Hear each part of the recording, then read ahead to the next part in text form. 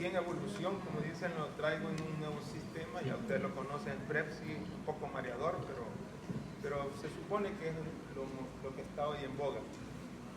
En sí, cuando el doctor Díaz me dio el tema, me lo hizo un poco polémico, ya que vamos a hablar un poco sobre algunos aspectos que están como mitos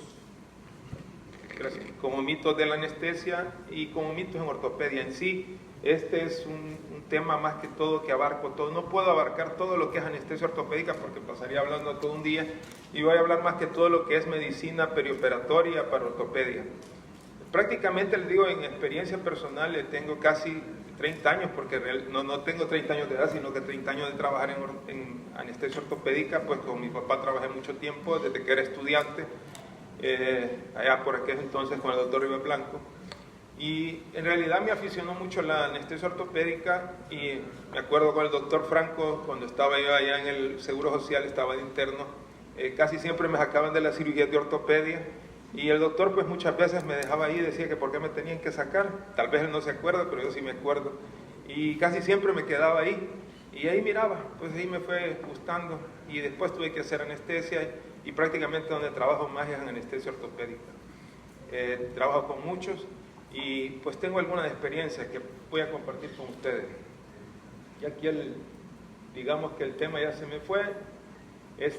La mayor parte que nosotros vamos a hablar es sobre lo que es anestesia, es prácticamente iniciar con lo que son los grupos.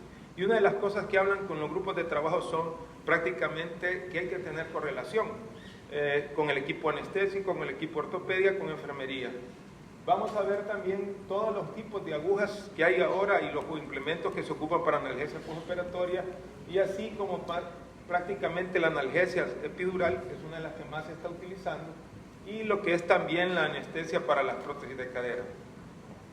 Una de las bases es sobre la anestesia general. Casi siempre la anestesia general es una de las cosas que más temor se tiene, y casi siempre dicen, no, dele raquidita, porque la raquidita es bien segura, no produce problemas, no da daños. Mucha gente habla sobre los riesgos de la anestesia, prácticamente de que no se vaya a pasar de anestesia, no voy a hacer esto, pero en sí la gente sabrá qué es anestesia o cómo se introduce, cuáles son las prácticas y cuál es la correlación clínica de la anestesia con respecto a los procedimientos anestésicos en cirugía ortopédica.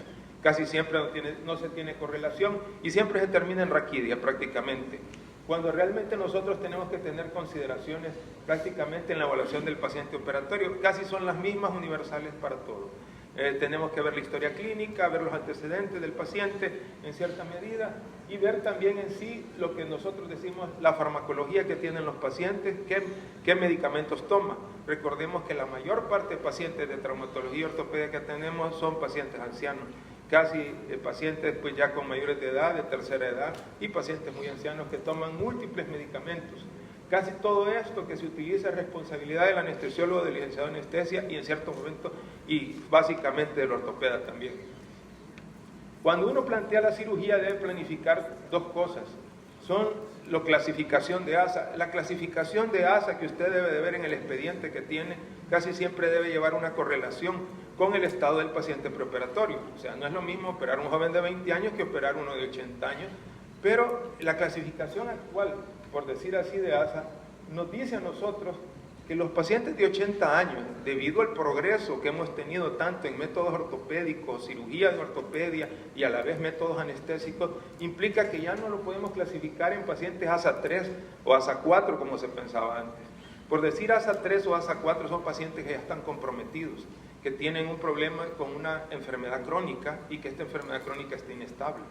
Lógicamente, antes se clasificaban los pacientes de 80 años dentro de una clasificación ASA 3, ASA 4, ¿verdad? Como decir que el paciente era de alto riesgo y con peligrosidad para morir, y eso daba mucho miedo en muchos cirujanos y en muchos anestesistas, y eran pacientes que pues no se operaban, terminaban en su casa pues allá con medidas, y la muerte era lenta y prácticamente inhabilitante porque no se quería hacer ningún procedimiento. El avance hoy en todo lo que es ortopedia y anestesia ha hecho que estos pacientes puedan volver a tener una movilidad. Entonces, han cambiado los criterios prácticamente. Prácticamente en una cirugía planeada lo que nosotros tenemos que tener en cuenta son las posiciones, el sangrado que va a tener el paciente, la analgesia postoperatoria, el tipo de cirugía y la posición en que se va a encontrar el paciente. Eso es lo que tenemos que tener más en cuenta.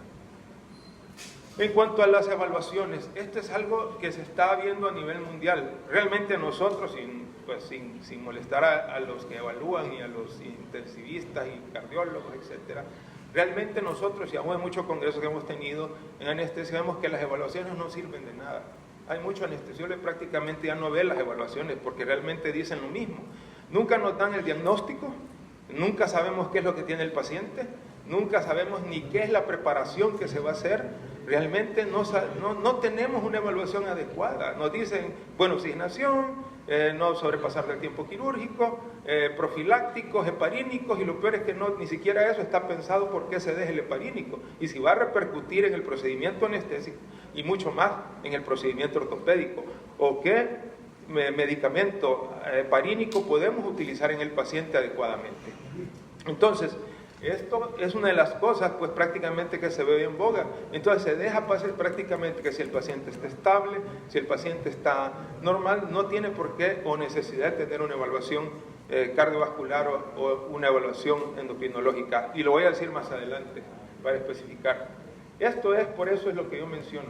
¿Qué son los exámenes de rutina? ¿Qué es otro problema? O sea, viene un paciente de tantos años de edad, le dejan una serie de exámenes. Y el inconveniente a veces es que no tiene correlación clínica.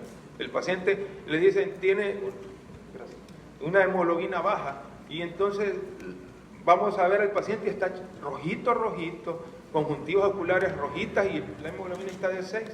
Y eso hace que nos detengamos, que el paciente pase 4 o 6 horas más ahí, solo para una luxación de hombro que no se puede reducir porque el hemograma salió malísimo y el paciente a la hora que lo vemos no tiene criterios de anemia.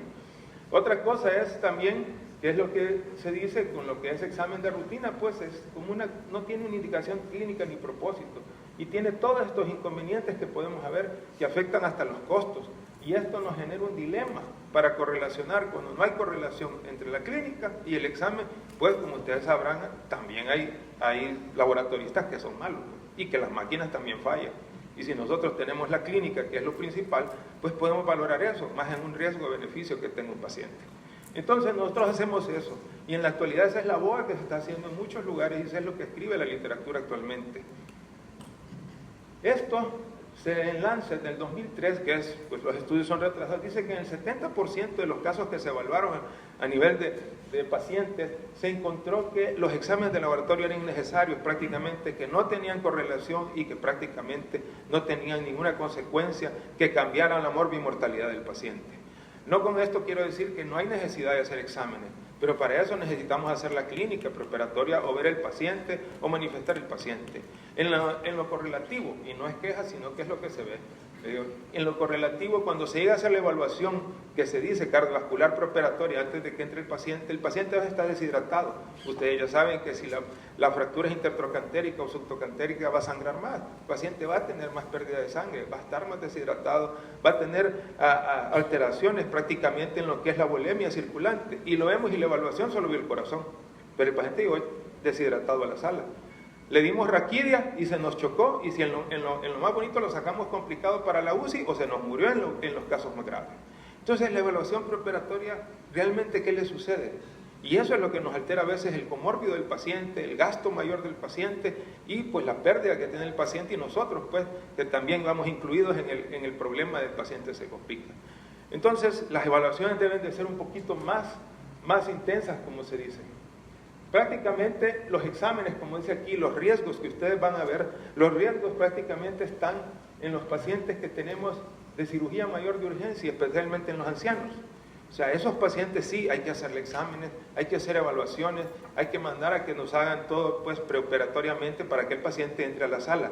Pero si ustedes se fijan, los riesgos de ortopedia, de cirugía ortopédica, casi andan en intermedio, de 1 al 5% son los riesgos que se tienen para tener alteraciones que van a tener.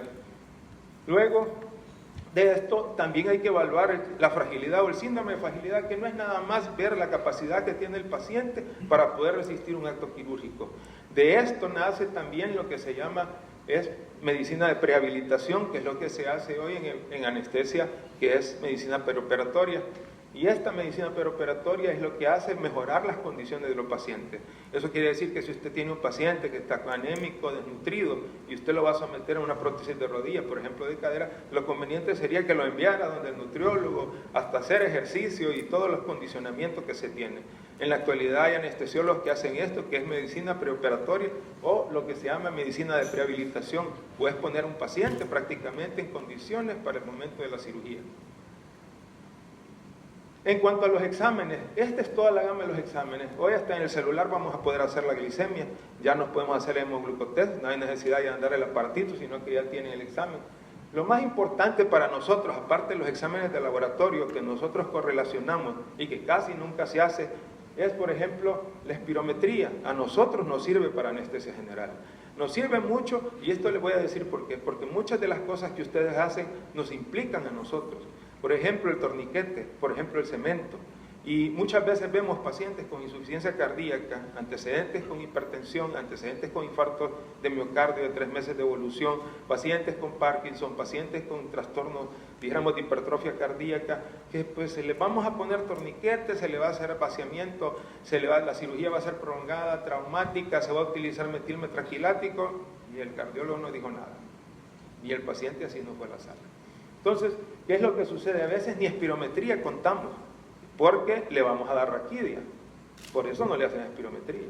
Pero en realidad no siempre la indicación de raquidia está para todo paciente. Y ya voy a hablar por qué. Otro es que a veces dicen el paciente para ver funcionabilidad cardiovascular.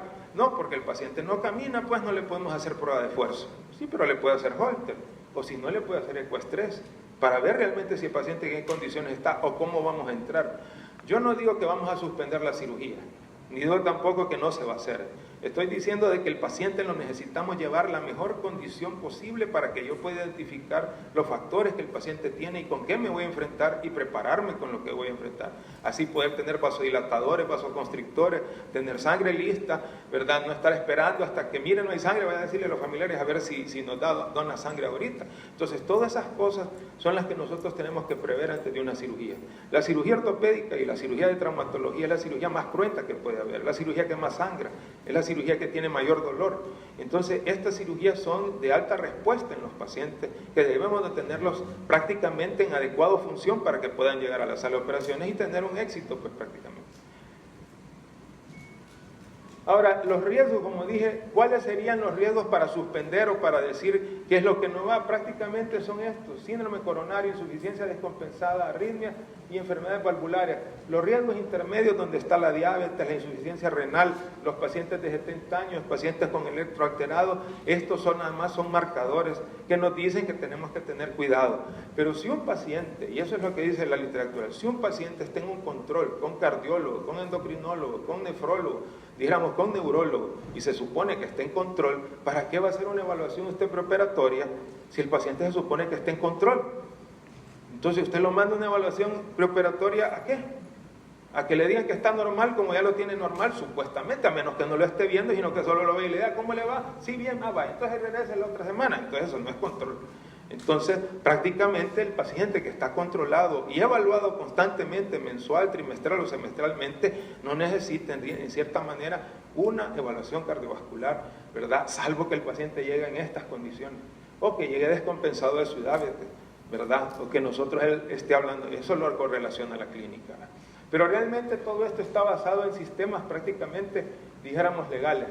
Pero puedo decir el mito, sobre el mito de esto. El mito de que en la anestesia para la cirugía de cadera, este es un ejemplo prácticamente de todas las anestesias, el mito de la anestesia para la cirugía de cadera o de rodilla es que debe ser con raquidia. No, ¿verdad? Realmente se han hecho comparaciones y usted tiene que decidir qué tipo de anestesia va a dar basado en la estabilidad del paciente o basado en lo que usted tiene, ¿verdad?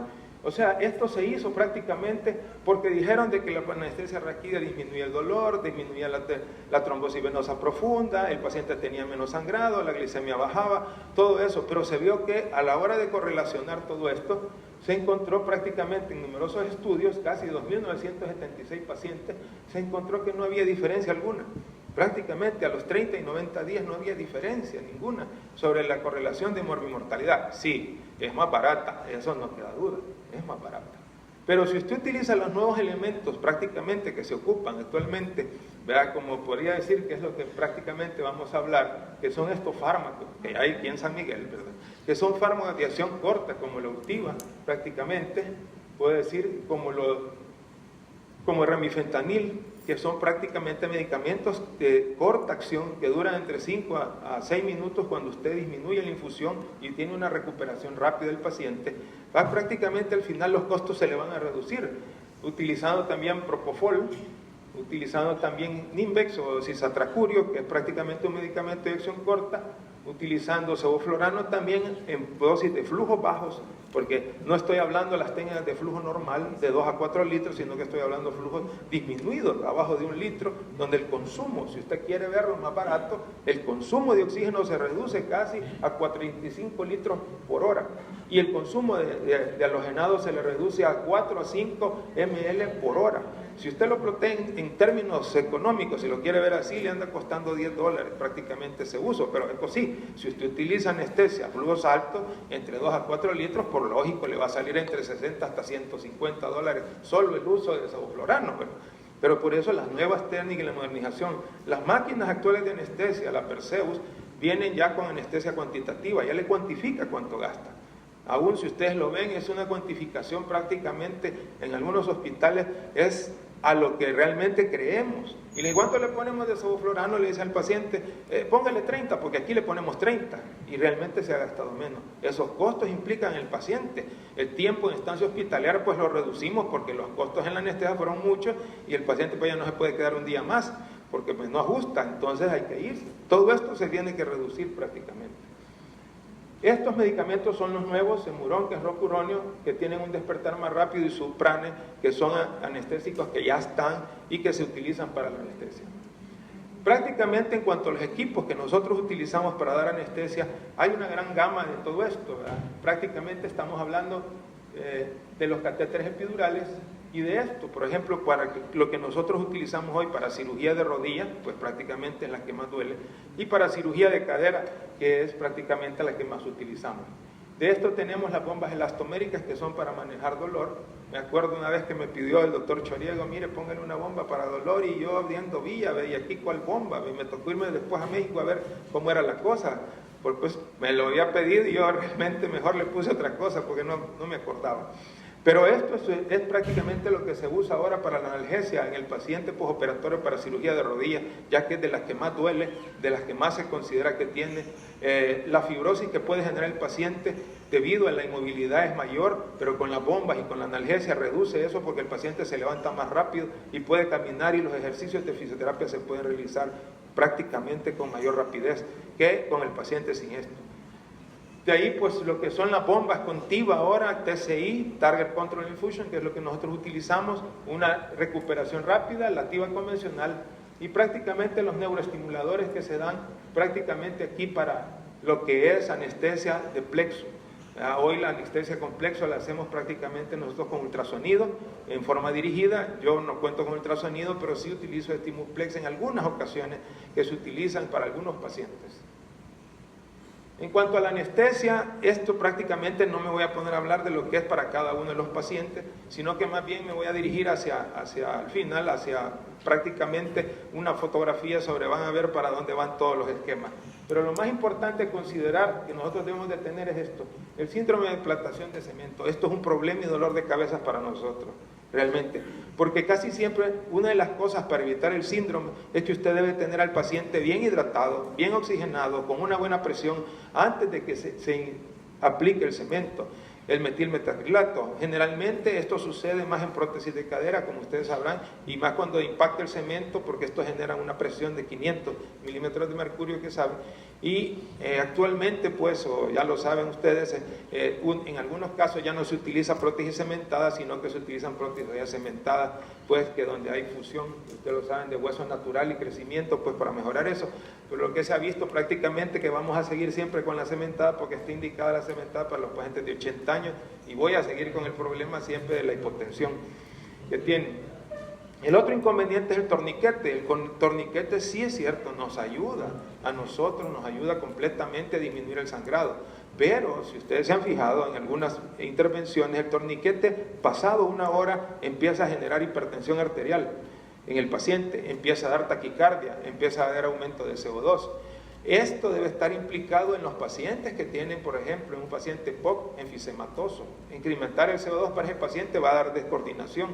La hipertensión arterial ya en un paciente hipertenso. Y nos ha tocado manejar pacientes con hipertensión debido a veces a torniquetes prolongados. El síndrome de embolia grasa, no muy frecuente, pero mortal, ¿verdad? Confusión, hipotensión y petequias es la tríada de esto, que es lo que se frecuenta. Debe estar capacitado a todo el manejo. Lo que uno debe tener son vasodilatadores, vasoconstrictores, ¿verdad? Heparínicos, en cierta medida esteroides, y ustedes ya lo saben. Y en algunos casos se utiliza una infusión alcohólica para poder disminuir la grasa a nivel sistémico y así reducir el embolismo. Ese es algunos estudios que se ocupan. Los bloqueos pues neuroaxiales que se dan combinados con anestesia general. Una de las modalidades que hoy se está utilizando, dar bloqueo neuroaxial junto con anestesia general, o sea, raquidia general, epidural general, ¿verdad? Para manejar monitoreo. Un ejemplo típico de esto son los pacientes con Parkinson. Imagínese usted un paciente con Parkinson en una anestesia general o en una anestesia raquidia, y el paciente tiene Parkinson, está en toda la cirugía temblando. ¿A qué horas le va a tomar la presión arterial? Muy raro hoy que en un hospital usted encuentre presión arterial invasiva, ¿verdad? Que va a ser tanto difícil hacerlo, más caro para el paciente, tiene que conseguir el equipo también para ponerlo en sala. Entonces, si lo va a hacer con presión no invasiva, tiene pues que generarlo prácticamente con una anestesia general, y lo puede complementar con un bloqueo epidural para analgesia postoperatoria, aunque sea cirugía de cadera o de rodilla. Ese es un ejemplo que puedo decir. Y esto es pues prácticamente lo que se ve con ultrasonido, ¿verdad? Aquí están los escaleno anterior, escaleno medio, ¿verdad? Y esternocleidomastoideo, y en medio están los nervios que se bloquean actualmente, que lo hacemos con ultrasonido prácticamente para determinar dónde está la localización de los nervios. La anestesia general que sigue utilizándose, ¿verdad? Y los bloqueos, como dije, guiados anteriormente. La heparina de bajos pesos moleculares, o heparinas, o la aspirina. Este es algo que siempre hay un inconveniente. Viene el cardiólogo y le pone profilaxis, heparina para el paciente de bajo peso molecular, ya sea de cualquiera de las que se utilice. Bueno, está estipulado hoy de que se puede utilizar, y ya muchos de ustedes lo saben, se puede utilizar heparina no fraccionada, en dosis de 5.000 a 10.000 unidades. En cirugías a veces que he entrado y que pues hemos hecho, nosotros administramos heparina fraccionada de 5.000, a veces hasta 10.000 unidades durante el procedimiento para rodilla y para cadera. Esto evita el sangramiento, evita pues, por decir así, la formación de trombos, ¿verdad? En el caso de embolismo pulmonar, y no tiene alteraciones en cuanto a lo que son efectos raquídeos con respecto a retiros de catéteres o punciones adicionales que hacemos, que pueden dar hematomas en los pacientes, hematomas epidurales debido pues al uso de heparínicos. Hay una recomendación bien clara sobre esto. Cuando usted utilice heparina, usted no debe quitar catéteres ni puncionar cuando la heparina se ha administrado. Si usted tiene pacientes con esquemas prácticamente de cada día, usted debe de retirar el catéter o puncionar. Si va a hacer una revisión, por ejemplo, de cadera o de rodilla, debe esperar que pasen de 10 a 12 horas, ¿verdad? Después de la última dosis, y administrar la dosis, una vez usted puso el catéter, administrar la dosis de heparina 4 horas después de que usted ha colocado el catéter. Asimismo, igual si usted lo va a retirar, tiene que esperar 10 a 12 horas, ¿verdad?, que puso la última dosis, y esperar prácticamente 4 horas después de que retiró el catéter para administrar la dosis que tiene. En dado caso, si es necesario administrar algún anticoagulante, se recomienda dar warfarina un día antes de la cirugía por profilaxis que usted necesite dar, pero no heparina de bajo peso molecular, de acuerdo a los estudios que hacen para eso. Y con respecto a la aspirina, sí, hay que suspenderla 2 semanas, recomendable. Cualquiera de los AINES que se utilicen es recomendable, porque más que todo el problema es de plaquetario. Aunque usted ocupe ácido tranexámico, ¿verdad?, o ocupe disinone, siempre va a haber un sangrado, y se le recomienda mejor que suspenda, mejor la aspirina previo al procedimiento quirúrgico.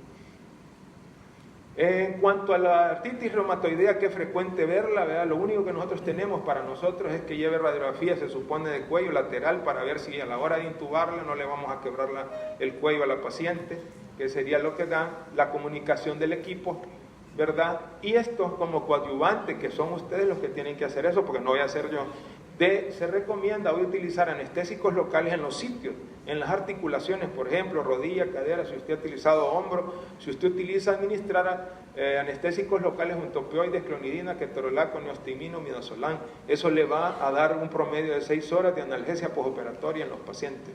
Si usted puede, utilice un bloqueo también, puede poner un bloqueo interescalénico con infusión de medicamentos de manera local. Ya se observó de que la analgesia en los pacientes de cirugía ortopédica con infiltración a nivel del nervio no es necesario poner una dosis continua de anestésico, sino que lo que importa es la unidad o la cantidad o la dosis que usted esté utilizando en bolus, que es lo que le va a mejorar la analgesia al paciente y es lo que le va a reducir prácticamente todos los comórbidos del dolor que tiene en estos pacientes que opera usted. Entonces, en conclusión, es la dosis y no la frecuencia con la que usted da prácticamente la analgesia en estos pacientes.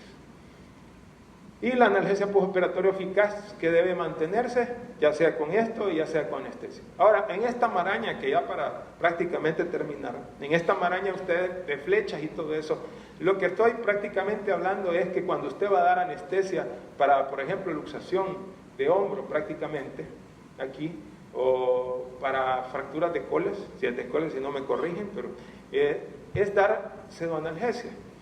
La pseudoanalgesia está clasificada hoy por semántica en pseudoanalgesia cuando usted da más hipnótico y analgosedación cuando usted ocupa más prácticamente opioides o analgésicos.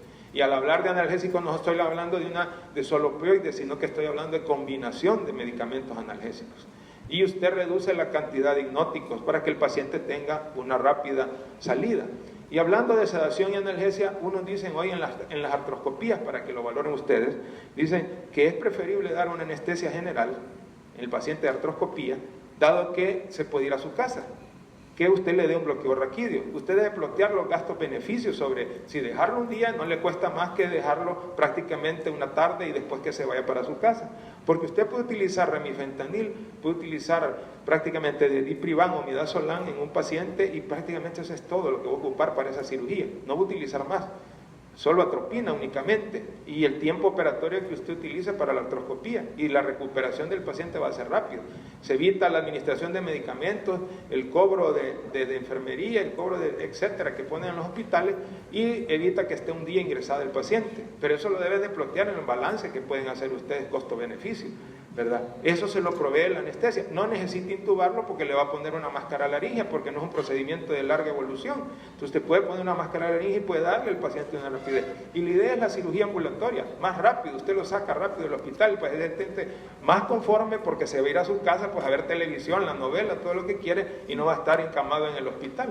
Entonces esas son cosas que se utilizan actualmente para poder ver los bloqueos de plexo dirigidos ya por ultrasonido o electroestimulación, ¿verdad? Que se están utilizando, las técnicas mixtas, ¿verdad? Con epidural y raquidia para dar analgesia. Esta es la técnica antigua que se utilizaba prácticamente para prótesis de rodilla, las prótesis de cadera, las fracturas de cadera, perdón, ¿verdad? Fracturas de tibia. Y en cuanto a la anestesia general, que no podemos dar, que la general se le puede dar a todos, prácticamente, porque se puede dar pues prácticamente todo, mientras tanto la raquidia no se le puede dar aquí, pero sí un bloqueo regional, pero la raquidia no. Para esto se le puede dar también general. Y en cuanto a las técnicas, por decir así, complexas, conductivas, tenemos esto que ya lo presenté varias veces, que es prácticamente el bloqueo a nivel de las raíces nerviosas, ¿verdad? Entre los músculos interescalénicos que pasan abajo del esternocleidomastoideo. Y aquí, como ya vieron esta radiografía, y las técnicas, como les dije, mixtas. Aquí estamos dando un catéter epidural y estamos dando una raquidia a la vez.